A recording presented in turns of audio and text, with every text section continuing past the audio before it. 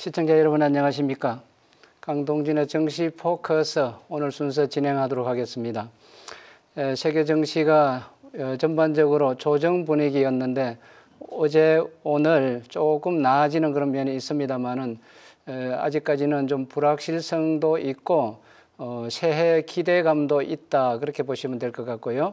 우리나라 시장을 비롯해서 미국 시장까지 어제 오늘 괜찮은 그런 반등세를 보인 것이 눈길을 끌고 있다고 말씀드리겠습니다. 세계 정시 동향을 전반적으로 한번 살펴보면요, 지난 한 해 동안에 세계 정시는 대단히 호황을 구가했다 해도 과언이 아닐 것입니다. 미국의 나스닥 지수가 지난해 28% 이상 상승했고요. 대만의 가권 지수도 26% 정도 상승했습니다. 그것 외에도 홍콩 지수, 독일 지수, 캐나다 지수, 일본 지수도 상승폭이 큰 편이었고요. 그 아래에 있는 러시아라든지 인도, 프랑스, 인도네시아, 터키 이들 나라의 지수는 부진한 편이었습니다. 이들 부진한 나라보다도 더 부진한 지수가 있는데요. 여러분 제가 소개를 해드리면요, 우리나라 코스피 지수가 꼴찌에서 세 번째를 기록할 정도로 부진했고요. 보베스파라는 브라질 지수가 꼴찌에서 두 번째의 순위였고, 제일 꼴찌가 자랑스럽게도 우리나라 코스닥 지수가 제일 꼴찌를 기록을 했습니다. 전반적으로 이런 정권시장의 환경이 1년 전이나 2년 전이나 비슷하다는 것에 문제의 초점이 있고요. 그래서 정권시장의 경쟁력을 제고시키는 방안을 마련한다든지 전반적으로 체질을 개선하는 그런 일들을 행한다든지 하는 일이 있어야 되지 않을까 그렇게 생각합니다. 이제 새해를 맞이해서 새로운 출발을 하게 되는데요. 우리나라 코스피 지수와 코스닥 지수가 적어도 세계 정시의 순위에서 중간 이상 정도로 올라오는 것을 기대하면서 미국의 S&P 500 지수를 여러분께 보여드리겠습니다. 이 S&P 500 지수는 미국에서 우량하다는 500개의 종목들을 모아서 지수로 만든 것인데요. 이 S&P 지수는 ETF로 요즘 아주 각광을 받고 있는 상품 중에 하나다 그렇게 말씀드릴 수 있겠고요. 전체적으로 긴 시간 동안에 오르내림의 변동폭이 그렇게 크지 않은 상태에서 우상향형의 그림을 그리고 있다 하는 것이 특징 중에 하나다 그렇게 말씀드릴 수 있겠습니다.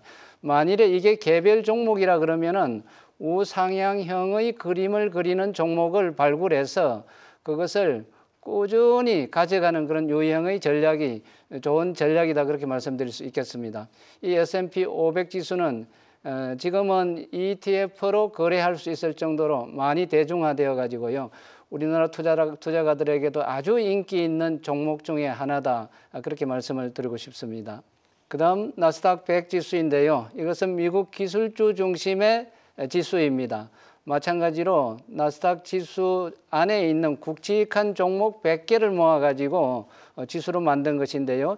이 나스닥 지수도 ETF로 거래를 할 수 있는 단일 종목과 같은 유형의 종목이다, 지수다 그렇게 말씀드릴 수 있겠습니다. 역시 우상향형의 그림을 보여주고 있고요. 중간중간에 분배락이 형성되기도 합니다만은 중간중간에 투자자들에게 수익의 일정 부분을 되돌려 준다는 그런 의미로 여러분들 받아들이시면 좋을 것 같고요.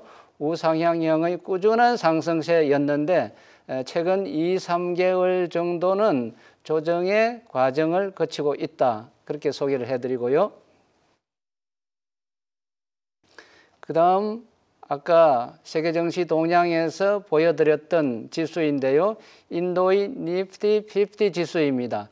인도는 세계정시에서 중간 레벨 정도의 순위에 해당된다 그렇게 말씀드리고요. 역시 우상향형의 그림을 그리고 있는데 최근에 약간 조정을 보이는 그런 모습을 보여주고 있습니다. 인도 지수가 우리나라 지수보다도 훨씬 모양이 좋다 그러면은 여러분 믿으실지 모르겠네요. 인도가 우리보다는 경제 수준이라든지 국가 경쟁력 부분이라든지 이런 부분이 더 낮은데 우리나라보다도 금융시장의 경쟁력은 더 높은가 보구나 그렇게 이해하시면 되겠고요. 인도가 최근에 성장하는 나라로서 투자자들의 관심을 부쩍 받고 있다 이런 측면으로도 이해하시면 좋을 것 같습니다. 그다음 필라델피아 반도체 지수입니다. 이 필라델피아 반도체 지수는 미국 시장에서 IT 쪽에, 특히 반도체 관련주 쪽에 아주 큰 영향을 끼치는 지수인데요. 제가 앞에 A라고 붙여놓은 그걸 빼면은, A를 빼면은 SOX, 삭스라고도 하고요, 속스라고도 하는데요. 이게 필라델피아 반도체 심벌이거든요, 용어거든요. 필라델피아 반도체인데 앞에다 A를 붙여놓은 것은 어드밴스드 해가지고 개편을 했습니다. 최근에 필라델피아 반도체 지수를 개편을 했는데 포함되는 종목도 약간 바꾸고, 그 다음에 그 기준이라든지 룰을 바꾸고 해가지고 ETF 매매를 할 수 있도록 용이하도록 체질을 바꿨다, 그렇게 이해를 하시면 되겠습니다. 그래서 듬성듬성 봉이 보이는 것을 여러분 확인할 수 있을 것인데요. 데이터 숫자가 얼마 안 된다는 얘기입니다. 거꾸로 얘기를 하면은 이게 ETF 유명한 ETF 종목인데요. 이 ETF 종목은 대단히 싱싱한 종목이기 때문에 지금 매수세가 많이 가담되어서 매매를 하고 있다, 이런 관점으로도 이해를 하시면 좋을 것 같습니다. S&P 지수 이런 것은 몇십 년에 걸쳐서 거래된 데이터이고, 필라델피아 반도체 지수는 불과 몇 개월 정도의 데이터를 모아놨다. 앞으로 가야 할 길이 대단히 멀다고 그러면은 이 필라델피아 반도체 지수의 ETF 공략과 관련되어서는 대단히 매력적인 부분이 있다, 그렇게 소개를 해드리겠습니다. 그 다음 제가 ETF 얘기를 자주 여러분께 노출을 하고 있는데요.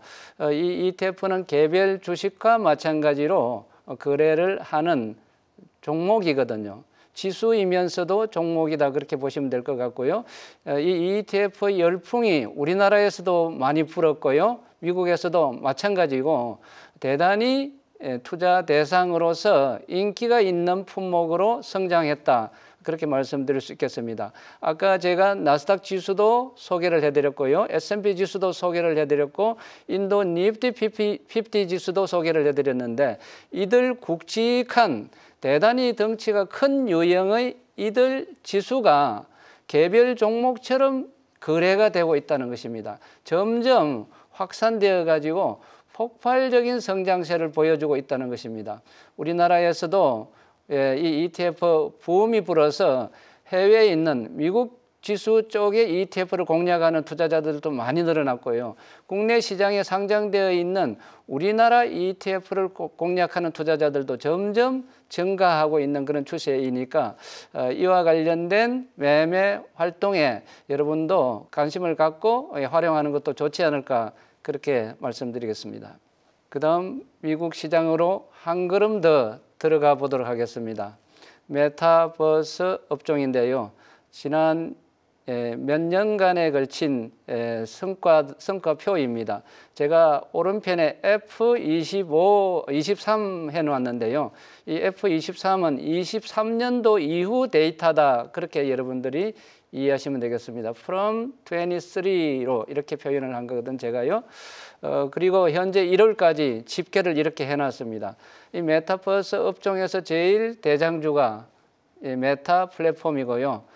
메타 플랫폼이 여기에 있는 종목군 중에서 제일 상승률이 컸는데, 지난 2023년, 24년, 25년까지 3년 동안의 상승률이 390% 정도 올라왔다, 이런 관점으로 이해를 하시면 되겠고요.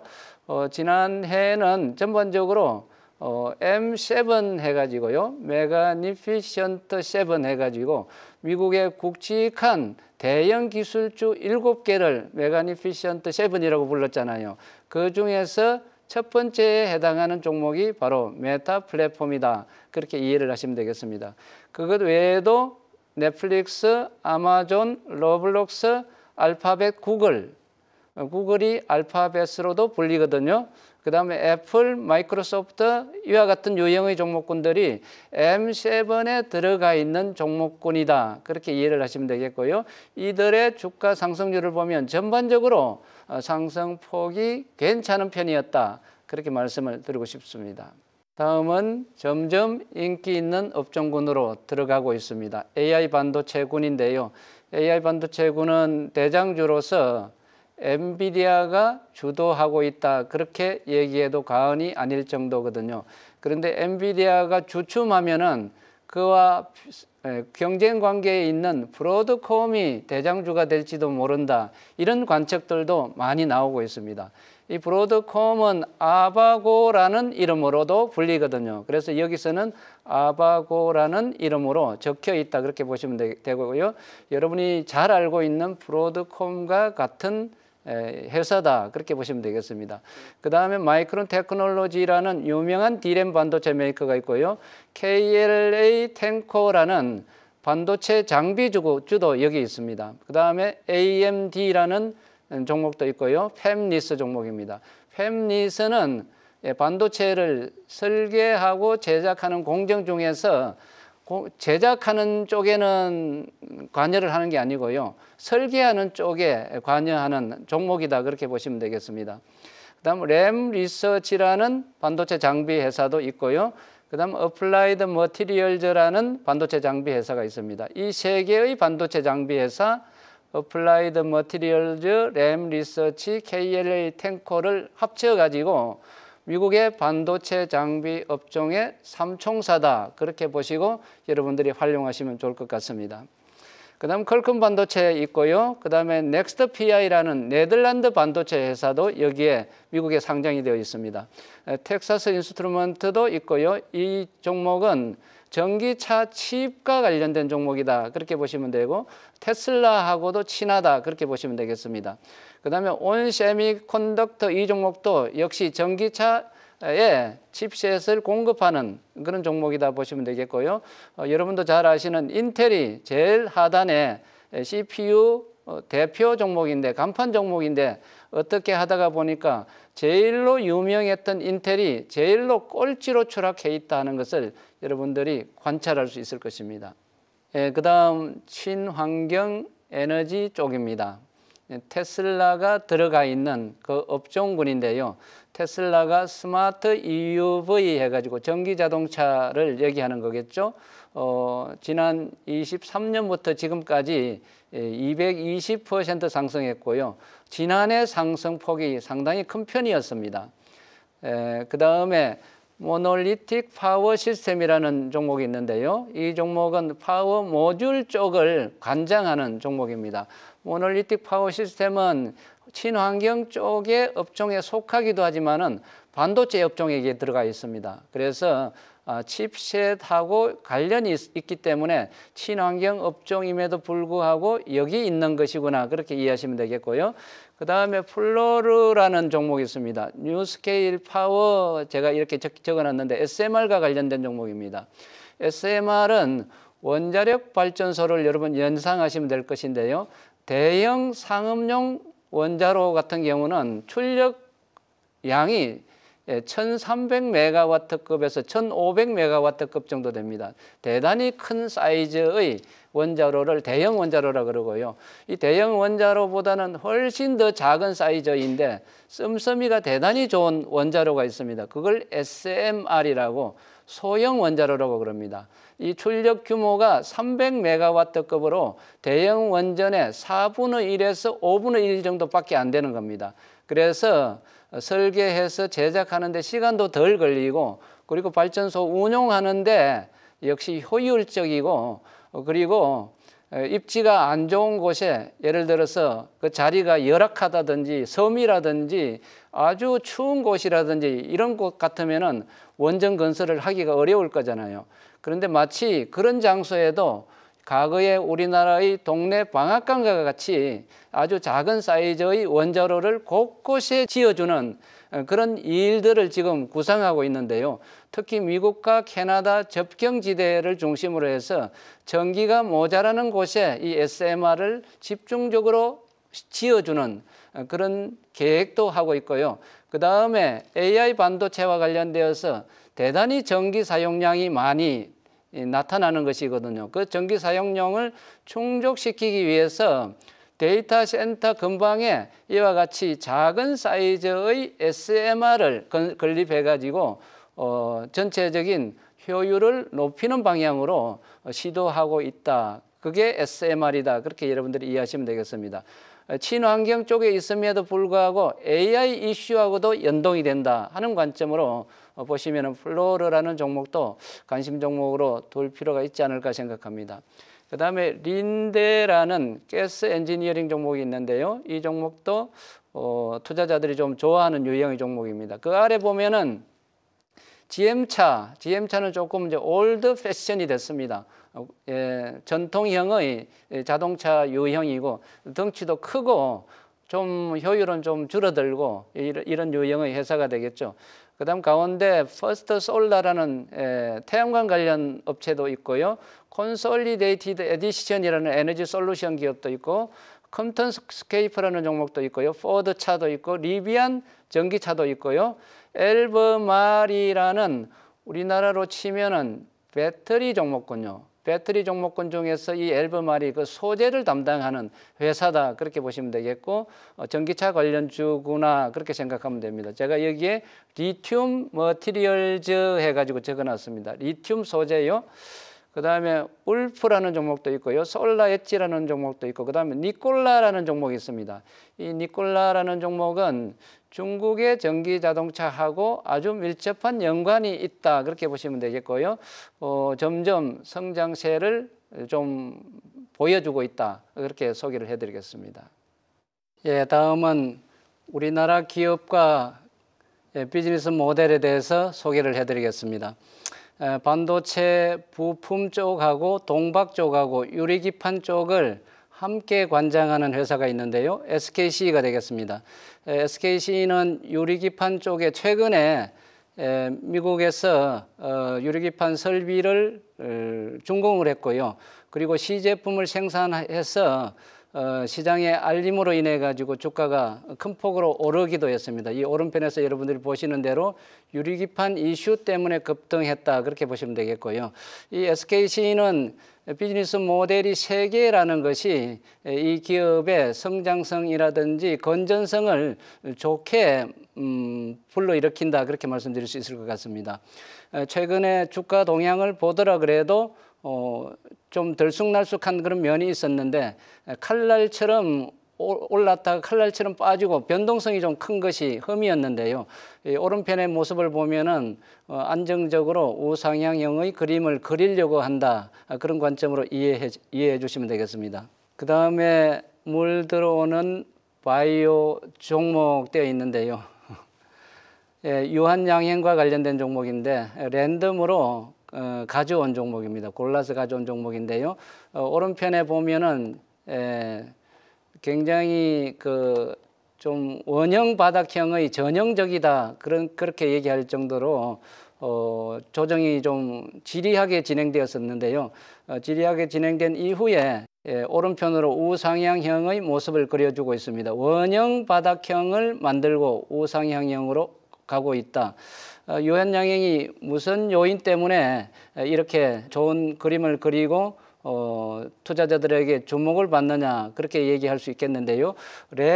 렉라자라는 신약 개발 관련 이슈가 있습니다. 이 이슈 때문에 대단히 큰 폭으로 떨어졌다가 지금 원형 바닥형의 상승형을 보이고 있으니까 여러분도 관심 있게 보시기 바라고요. 그 다음 밸류업 종목군에 상징적인 종목이 있습니다. 메리츠 금융지주인데 메리츠 금융지주는 밸류업 쪽에서 필요로 하는 그 이슈가 배당을 많이 준다든지 그 다음에 자사주 매입 소각을 한다든지 그 다음에 투자자들을 위해서 주주들을 위해서 아주 우호적인 그런 활동을 한다든지 그게 기본적인 것이거든요. 그런데 이 메리츠 금융지주는 그걸 이미 오래전부터 하고 있었던 기업입니다. 그래서 메리츠 금융지주가 하는 것대로 다른 기업들도 좀 해라 할 정도로 롤 모델로서의 의미가 있다 그렇게 보시면 되겠고요. 주가도 제가 제일 먼저 보여드렸다시피 미국의 S&P 지수 주가하고 비슷한 정도로 우상향형의 그림을 그리고 있습니다. 첫 슬라이드에서 미국의 S&P 지수 동향을 보여드렸는데요. 그 모습하고 지금 메리츠 금융지주의 그래프 모습하고 거의 비슷하다 그렇게 보시면 되겠는데 단지 기간의 차이가 있다 그렇게 보시면 되겠고요. 하여튼 밸류업 종목군들이 점점 하나씩 둘씩 나타나고 있는데 이들 기업들도 이 우상향형의 그림을 그릴 수 있을 정도로 자사주 매입 소각이라든지 그 다음에 배당을 많이 준다든지 하는 주주 친화적인 모습들을 보여줬으면 좋겠습니다. 그 다음 항공, 우주, 방위산업 쪽, 요즘 하나그룹이 아주 기분이 좋을 것입니다. 마치 SK그룹도 잘 나가듯이 최근에 정권시장 주변에서 잘 나가는 그룹 2개를 꼽으라 그러면은 SK그룹과 하나그룹이지 않을까 생각합니다. 하나그룹의 항공우주 방위산업과 관련된 하나에어로스페이스의 주가 동향인데요. 역시 꾸준하게 우상향형의 그림을 그리고 있는 그런 유형이고요. 좀 포인트는 이 하나그룹이 조선업계로 진출을 했잖아요. 굉장히 어려운 조선사들을 인수해가지고 조선업 쪽을 부흥시키려고 하고 있는데 때를 잘못 나가지고 트럼프 대통령이 우리나라의 조선업황에 대해서 대단히 매력적이다 그런 코멘트를 했지 않습니까? 그래서 시장에서도 이런 것을 인지하고 하나그룹의 주가가 아주 좋다. 삼성중공업도 마찬가지고 현대 쪽에 조선업종도 마찬가지입니다만은 하나그룹이 돋보이는 그런 모습을 보여줬다. 그렇게 말씀드릴 수 있겠습니다. 그 다음 선풍적 인기몰이를 한 미국 주식 ETF. 이게 종목들입니다. 여러분들 미국 주식 ETF를 하고 싶은데 엄두가 안 나서 못하겠다 하시는 분도 많이 있습니다. 그런데 거꾸로 뒤집어 보면은요, 굉장히 비정상적이거나 잘 와 닿지 않거나 이해가 안 되거나 이런 관점으로 보지 말고요, 매매하는 관점에서 어떻게 하면 매매를 할 수 있지 하는 관점에서 거꾸로 뒤집어서 본다 그러면 아주 길이 쉽게 열리게 될 것입니다. 종목이 이렇게 있는데요. 단어가 너무 많아가지고 용어가 너무 길어가지고 이걸 개별 종목이라고 생각하고 매매를 못하겠다 그렇게 생각할 수 있습니다. 오른편에 이 모습이 그렇죠. 그죠? ETF 상세 이름 되어 있으니까. 그런데 코드를 여기다 붙여 놓으면은 이 코드를 치면은 이 종목이 나오니까요. 그러면 할 수 있겠죠? 그리고 운용사가 국내 운용사들이 이걸 만들어 가지고 고객들을 모집하고 있거든요. 그래서 ETF 종목하고 개별 종목하고 장점과 단점이 뚜렷하게 나뉘어지는데 장점이 많아 가지고요. 여러분께 ETF를 좀 하라고 권하고 싶습니다. 특히 미국 주식과 관련된 ETF는 매력이 더 있거든요. 거기는 경쟁력이 굉장히 높은 기업들이 많기 때문에 그리고 수요가 많기 때문에 그쪽에 있는 것은 부흥하고 아주 활성화되고 그런 면을 볼 수가 있는데 우리나라 투자자들이 미국에 접근하기가 쉽지 않지 않습니까? 그런데 국내 운용사들이 만들어 놓은 ETF 상품들이 아주 많아졌으니까요. 여기에서 코드도 살펴보고 그 다음에 내용을 살펴보고 해서 ETF로 포트폴리오를 구성해서 한 축으로 삼는 것은 대단히 바람직한 전략이지 않을까 그렇게 생각하고 최근에 많은 국내 투자자들이 미국 주식 ETF를 하고 있거든요. 거기에서 소외되었다 이런 느낌을 갖는 분들이 미국 주식 ETF도 병행하는 것이 좋겠다 그렇게 권해드리고 싶습니다. 여러분들 투자 활동에 좋은 그런 힘이 되고 지식이 되었으면 좋겠습니다. 감사합니다.